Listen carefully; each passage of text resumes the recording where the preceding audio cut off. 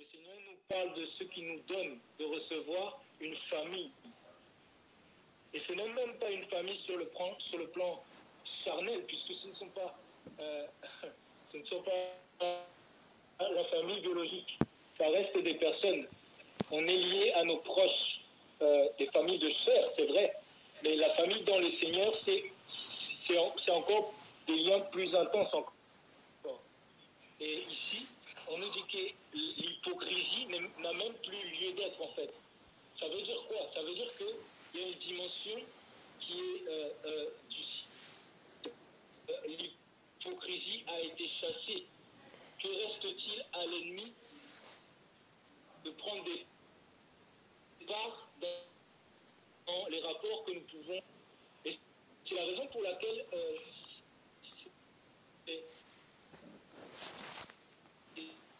ces dons-là qu'on a reçus là, je pense que vraiment on a à apprendre de notre entourage. C'est pourquoi il faut pas, c'est pourquoi Paul pouvait dire dans Hébreux 10, n'abandonnons, c'est la coutume de certains.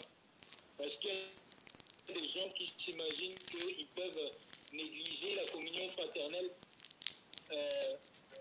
comme ça, prendre la décision de se séparer.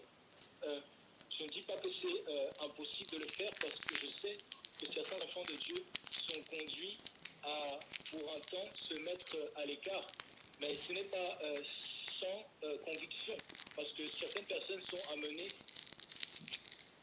à, disons, à vaquer des occupations qui sont tout aussi importantes. Il y a une sœur qui m'a appelé récemment, qui m'a dit que voilà, ça fait quelques semaines maintenant que nous ne sommes pas allés voir les frères et les sœurs parce que, étant donné que il ne nous reste plus beaucoup de temps libre pour nous occuper de notre famille et nous avons encore des proches à visiter. Et vraiment, on pense que ça va durer un petit moment. Vous voyez, ça peut arriver. Mais le fait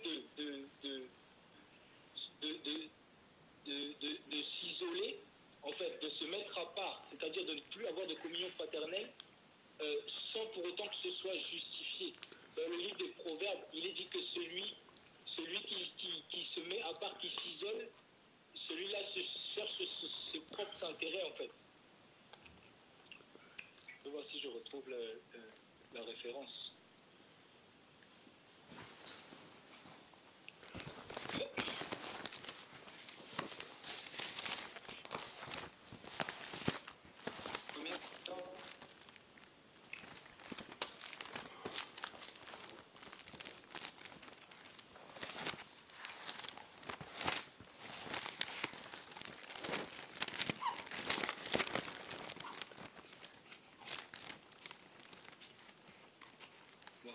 Pas la retrouver, c'est pas grave.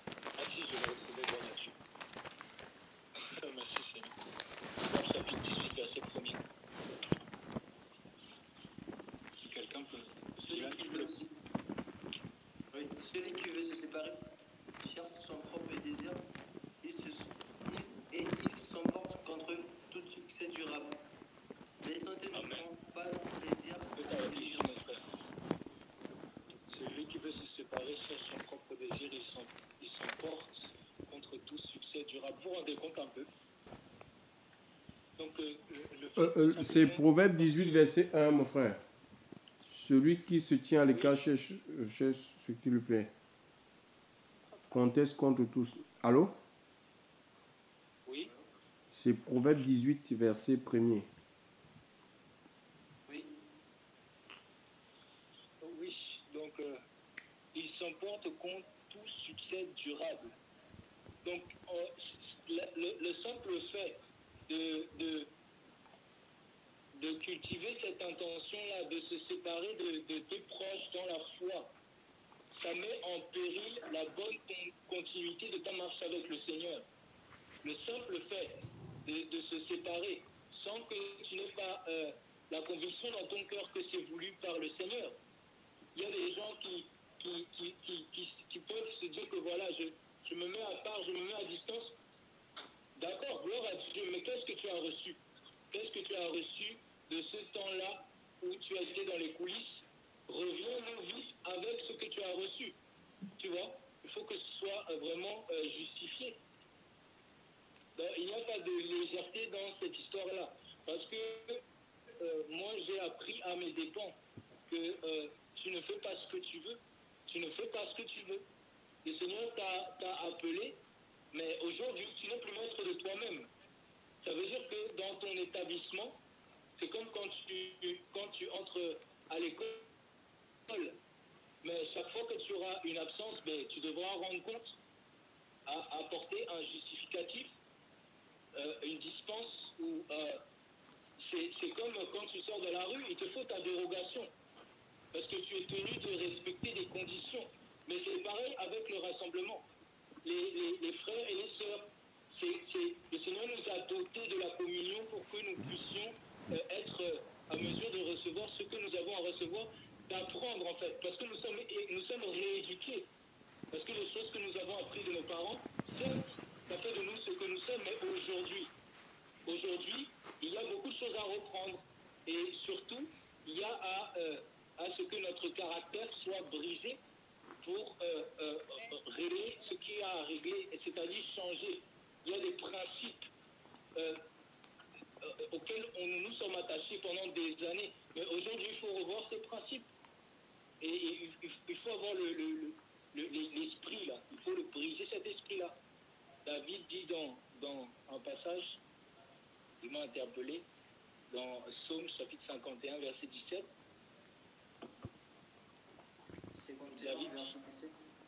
David dit, verset 18, il dit, car tu ne prends pas plaisir au sacrifice, autrement je t'en donnerai.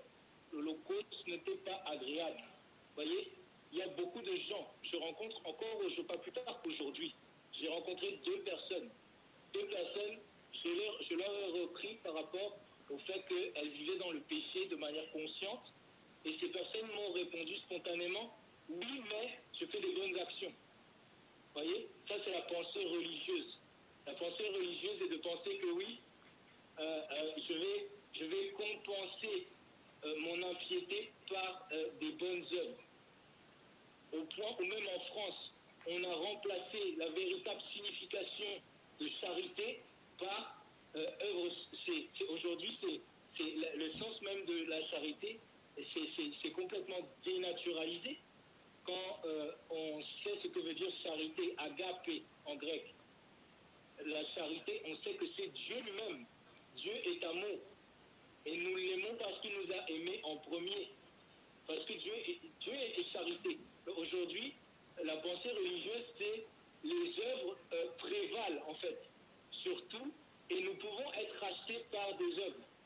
Pensant que voilà, on peut se voiler la face en se disant que non mais ça va aller, je n'ai pas besoin de me reprendre, je n'ai pas besoin de me juger, je n'ai pas besoin finalement de briser mon orgueil, de passer par-dessus. En fait, regardez verset 19, le sacrifice à Elohim, c'est un esprit brisé. Ô Elohim, ne méprise pas un cœur brisé et contrit. Donc il y aura des moments où le Seigneur va nous faire passer, où nous serons repris par nos frères et nos sœurs dans l'Église, dans la foi en fait. Pour justement pour apprendre, pour savoir que par manque de sagesse, on peut s'être méconduit, mais ce n'est pas un tort en fait. C'est nécessaire en fait, c'est salutaire. On a besoin de faire des erreurs pour apprendre, pour se remettre en question. C'est la repentance qui mène au salut en fait. C'est la tristesse selon Dieu. On est triste parce que on est triste, mais on va changer à partir de ces erreurs-là. Il y a des erreurs qu'on ne peut pas commettre sans la communion fraternelle, quoi. Donc ça veut dire que si Dieu a décidé de nous enseigner par nos frères et nos sœurs, mais on doit être très attentif à ce que nous pouvons recevoir d'eux. Et comment est-ce que ça va se passer si on a décidé seul dans notre coin de se dispenser de cette communion-là? Parce qu'il y a des gens, ils parlent de Jésus, ils prêchent la parole, ils chantent, mais pourtant on rassemble pas. Et on leur demande pourquoi, mais ils vont répondre que je suis réservé ou je ne sais pas quelle excuse ils vont te donner, alors que pourtant la Bible est claire, celui qui, on l'a pris là dans le Proverbe 18, hein, celui qui s'isole, c'est celui qui cherche son propre désir. Mais ce n'est pas ton propre désir que tu dois rechercher si tu fais profession de connaître Christ. Donc comment est-ce que tu vas plaire au Seigneur si tu cherches ton propre désir? Christ ayant délivré de ta vie païenne et égoïste, c'est pas pour y retourner. On a été appelés, toutes les conditions sont réunies pour qu'on prospère dans la foi. On n'a pas besoin d'aller chercher, comme disait le frère tout à l'heure, les prédications sur YouTube, il y en a. Mais on a déjà tout dans la Bible, quoi. Alors on a besoin d'être encouragé, c'est vrai. C'est bon d'aller voir ce que disent les frères, parce que les prophètes, ils ne se sont pas arrêtés au temps des apôtres. Aujourd'hui, en 2020, il y a encore des prophètes. On a besoin d'entendre, parce que ça nous édifie, ça nous fortifie. Mais en attendant, la première chose, c'est de s'assurer que dans notre âme et conscience, on se rassure d'avoir pris toutes les dispositions nécessaires pour que l'application de la parole de Dieu soit effective dans notre vie quotidienne. Ne pas chercher à omettre je ne sais quoi. Vous savez, depuis quelques années, j'ai entendu des choses dans la parole de Dieu, des recommandations qui sont données. Par exemple, il y a un grand sujet, hein, le sujet de la mauvaise compagnie. Ça, c'est un grand sujet pour moi, parce que depuis des années de conversion, enfin, c'est sans prétention, parce que je suis jeune dans la foi, mais depuis ces quelques années-là, quelques années, d'accord, sans prétention, où je me suis mis à éviter de côtoyer les personnes qui n'avaient pas la crainte du Seigneur, mais j'ai pu être tenté pour déroger à ce principe, parce que c'est un principe biblique. Notre foi ne peut pas être sereine si on déroge à des principes qui sont dans la Bible. Dans le livre des Proverbes, j'ai lu que la personne qui est athée par sa bouche va corrompre son prochain. Donc, ce sont des principes fondamentaux qui ne sont plus à revoir, en fait. Et de multiples passages les relatent de manière à ce qu'ils soient profondément ancrés et que personne ne puisse contester avec cela. Et il y a des personnes qui pensent que finalement, on pourrait revoir, en fait. Mais ça, comme beaucoup d'autres, hein, parce que je parle de la mauvaise compagnie, mais je pourrais parler de beaucoup d'autres règles fondamentales, en fait. Vous me comprenez, hein, je ne veux pas mettre l'accent seulement là-dessus, mais je le prends pour exemple. Dans les Écritures, d'ailleurs, c'est un ordre qui nous est donné, mais il y a encore des chrétiens aujourd'hui qui pensent pouvoir se démunir en fait de ce genre d'ordonnances, alors que pourtant, ce sont des ordonnances qui se révéleront toujours être salutaires. Et on fait bien d'y être très attentif. Vous savez, dans 2 Thessaloniciens chapitre 3, verset 6, Paul dit ceci, il dit, mais nous vous ordonnons, frères, au nom de Jésus, de vous éloigner de tout frère qui marche dans le désordre, et non selon la tradition qu'il a reçue de nous. Comme si dans le passé, on marchait selon les traditions et les coutumes de nos pères, de nos ancêtres, en fonction de l'éducation que nous avons reçue.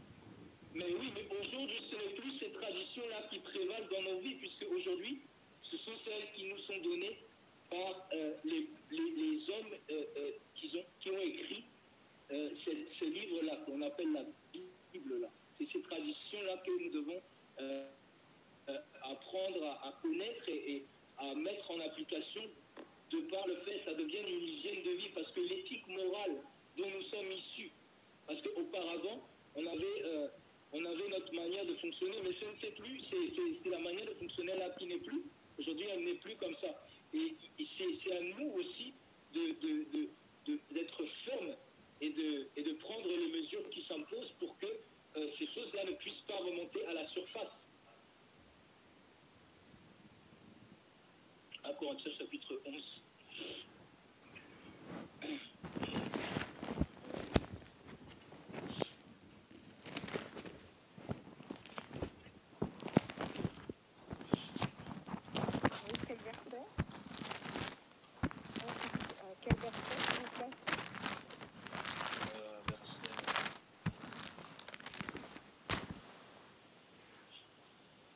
Verset 26. Verset 26, d'accord. Alors 1 Corinthiens 11, dans la parole de vérité qui est la seconde. Car toutes les fois que vous mangez ce pain et que vous buvez cette coupe, vous annoncez la mort de Yahvé jusqu'à ce qu'il vienne. C'est pourquoi celui qui mangera le pain ou boira la coupe de Yahvé indignement sera coupable envers le corps et le sang de Yahvé. Que chacun donc s'éprouve soi-même et qu'ainsi il mange du pain et boive de la coupe. Oui, tu peux t'arrêter ici un petit peu, s'il te plaît. Merci Marie-Thérèse.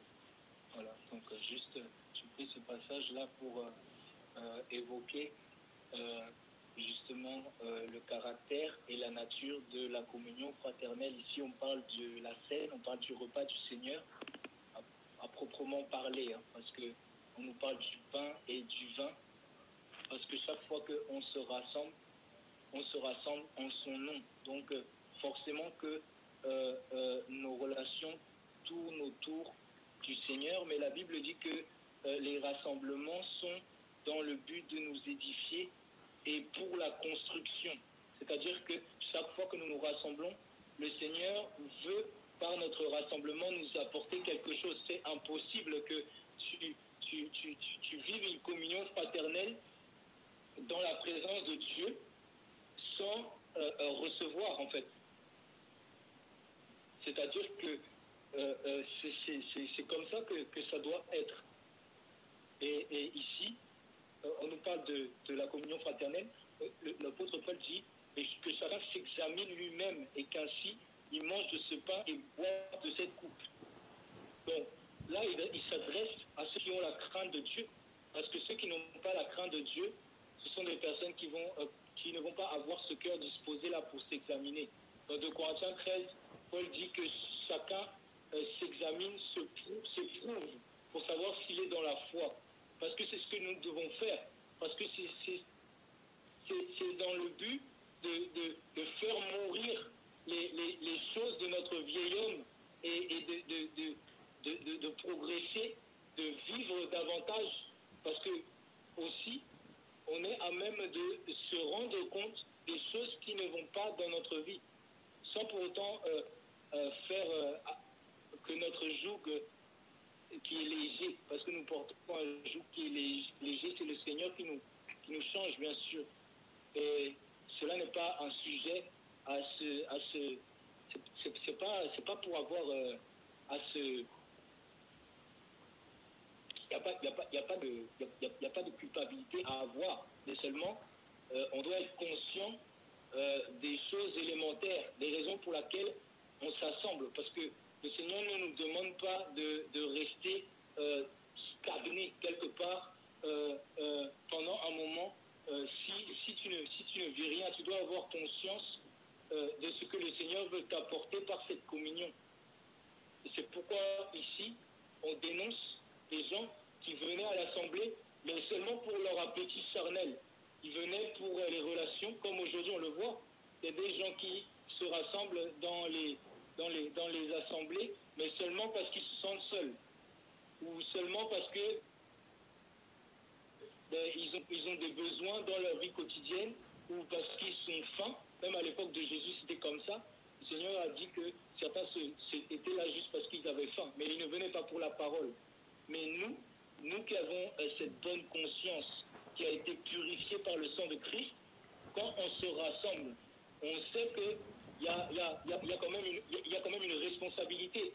on ne vient pas à l'assemblée avec des desseins qui sont autres en fait. On vient à l'assemblée avec le dessein d'honorer Dieu et sa parole. Parce que c'est sa parole qui nous réunit en son nom. Ça veut dire que la parole de Dieu, pour nous, on cherche à en faire notre acquisition. Ça veut dire qu'on va l'accepter en tout et pour tout.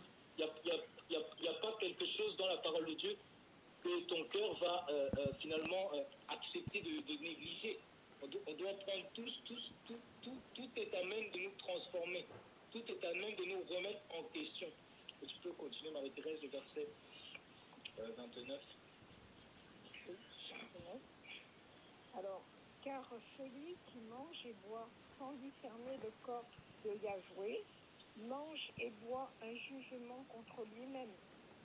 C'est pour cela qu'il y a parmi vous beaucoup d'infirmes et de malades et qu'un grand nombre sont morts.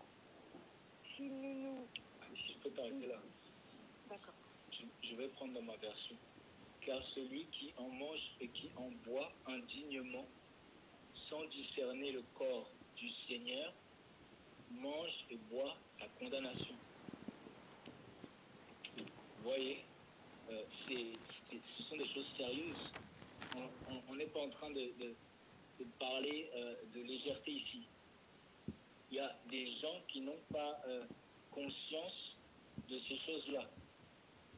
Ces gens-là, forcément, soit ils sont dans l'ignorance, ou soit ils sont dans l'immoralité. Ce sont des gens qui sont malheureusement pervertis. Mais nous qui sommes à Christ, nous avons conscience de ces choses. Nous le savons. Et c'est pour cette raison que nous devons vraiment être rigoureux, en fait, et être vraiment accepter, en fait, d'être repris, même si c'est de manière fréquente, en fait. En fait, la réprimande, elle est bonne, elle est magnifique. Elle nous acquiert du sens, de la sagesse, du discernement. La Bible dit dans Proverbe 15 que celui qui accepte la réprimande s'acquiert du cœur. En fait, c'est ça. Parce que le fait est que c'est au niveau du cœur que les maladies se nichent. Et lorsque nous sommes repris, Paul dit David, dans Psaume chapitre 141, verset 5. Dylan, tu peux le prendre rapidement, s'il te plaît.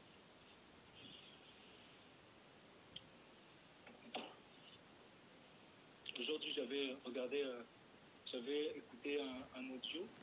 C'était des frères qui exhortaient. Et le titre du message était que votre lampe ne manque point d'huile.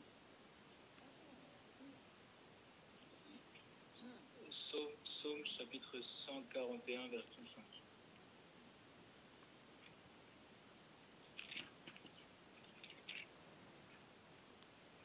Psaume 145, non 141, pardon. C'est ça, Oui. Frère chapitre 5.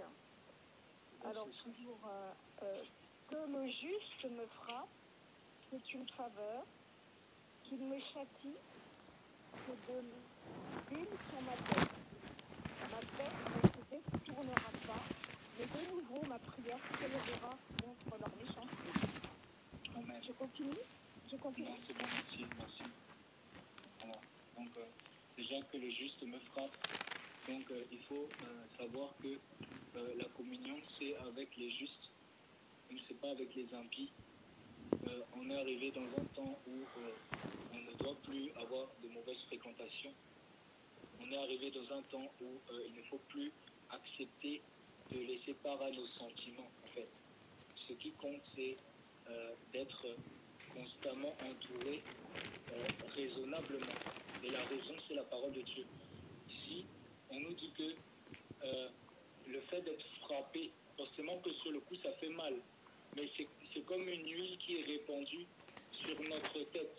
On sait que c'est bénéfique, c'est salutaire et ça nous amène à la correction.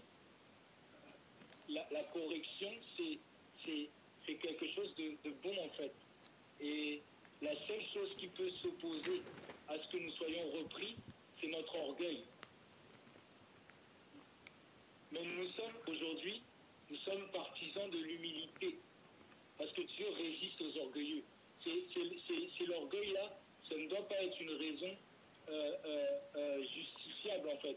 C'est pas la raison première, même si ça fait mal sur le coup, mais mieux vaut que on mette notre bouche dans la poussière et qu'on se laisse prendre et qu'on analyse selon les Écritures. Parce qu'il y a des gens, ils ne veulent pas être pris et ils se braquent. Il y a même des gens qui abandonnent leur rassemblement à cause de ça.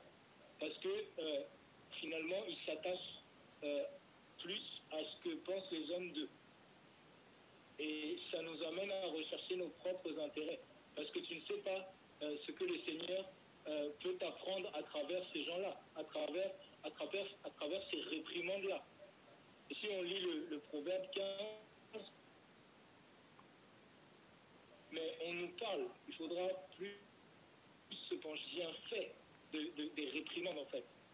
Parce que la réprimande, je vais juste prendre rapidement Proverbe 15.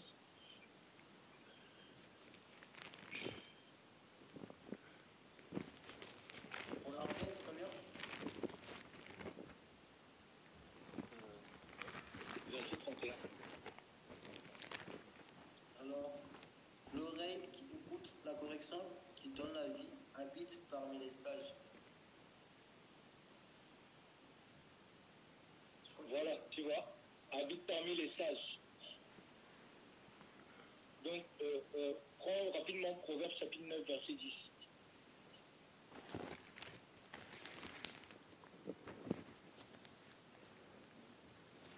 Proverbe 9. Le Proverbe commencement chapitre 9, de verset la 10. sagesse est la crainte de Yahweh. La Amen, connaissance des tu vois. saints est le discernement. Voilà, tu vois, l'oreille qui écoute la correction, qui donne la vie, habite parmi les sages.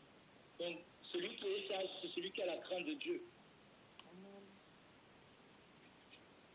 Donc, forcément qu'on ne doit pas prendre plaisir à communier avec les gens qui n'ont pas la crainte de Dieu.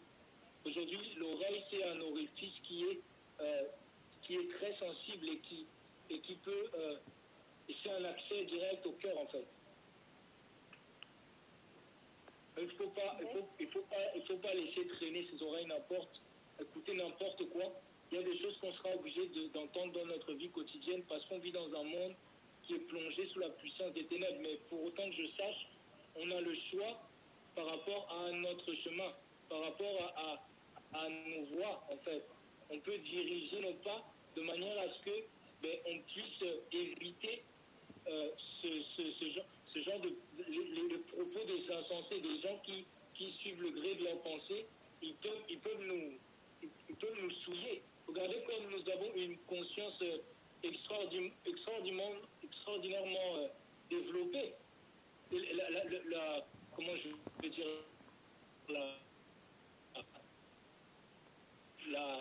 qu'il y a beaucoup de choses que tu as entendues il y a des années et aujourd'hui ça va monter encore dans ton cœur. Et pourtant ça fait des années, tu pensais l'avoir oublié, des propos qu'on a tenus, des choses qu'on t'a dites, que ce soit en bien ou en mal, mais tu t'en souviens. Et ça c'est les oreilles en fait, les oreilles qui ont entendu, ou alors des choses que tu as vues, et aujourd'hui encore ça t'arrive. Il peut arriver que l'image de ce que tu as vu là revienne dans ta pensée, dans ton cœur. C'est vraiment, ça peut être très pernicieux en fait, de laisser traîner ses oreilles n'importe où. C'est pour ça qu'il faut être vigilant et demander au Seigneur le discernement et ne pas passer trop de temps sur Internet n'importe comment, quoi. Et dit verset 32, s'il te plaît. Combien? Verset 32. Un proverbe? Proverbe chapitre 15, verset 32. Alors il dit que celui qui rejette la correction méprise son âme, mais celui qui écoute la réprimande acquiert le cœur. Voilà. Donc c'est suffisamment clair, n'est-ce pas? C'est ce qu'on disait tout à l'heure, hein. à propos de celui qui s'isole, qui cherche ses propres désirs. Et c'est pareil ici. C'est contre nous-mêmes qu'on a du mépris lorsqu'on rejette, on refuse d'être repris, d'être corrigé. C'est pas forcément... en fait, il faut bannir toutes sortes de susceptibilités, en fait. Parce que tout simplement, parce que quelqu'un qui veut que Christ gagne sa vie, c'est un homme mort. C'est un homme mort, tout simplement parce qu'il ne vit plus pour lui-même. Donc, à partir du moment où quelqu'un veut te corriger, mais ça va être difficile à supporter, certes, mais on n'en recevra que du bon parce que ça va nous apprendre à étoffer notre condition, en fait. Parce que notre moralité, notre manière d'être, en fait, il faut constamment chercher à s'améliorer de manière à être agréable à Dieu. Parce que c'est que dans le comportement, dans le caractère, que les païens vont voir Christ en nous. Mais si on ne refuse pas d'être... La parole de Dieu, c'est une épée à double tranchant. Comment est-ce qu'une épée à double tranchant, elle ne va pas te faire du mal? Elle ne va pas te faire mal. Forcément que si elle te taille comme ça, c'est difficile. Et ça, c'est la correction, c'est comme ça. Donc, c'est pour ça, d'où l'importance de saisir que quand le Seigneur te donne d'avoir des frères, des sœurs, des mères, mais on parle aussi de parenté, donc on parle d'expérience. Donc il y a forcément quelque chose que tu vas en retirer, en fait. Il y a forcément quelque chose que tu vas puiser dans les ressources de cette personne-là. Parce que cette personne-là, elle voudra que toi aussi tu grandisses. Elle va prendre soin de te dispenser des conseils. Mais comment est-ce que tu vas recevoir ces conseils si toi, tu as la tête ailleurs? Et tu dis que non, Seigneur, moi j'ai à cœur de rester seul. Non, j'ai pas à cœur de me tourner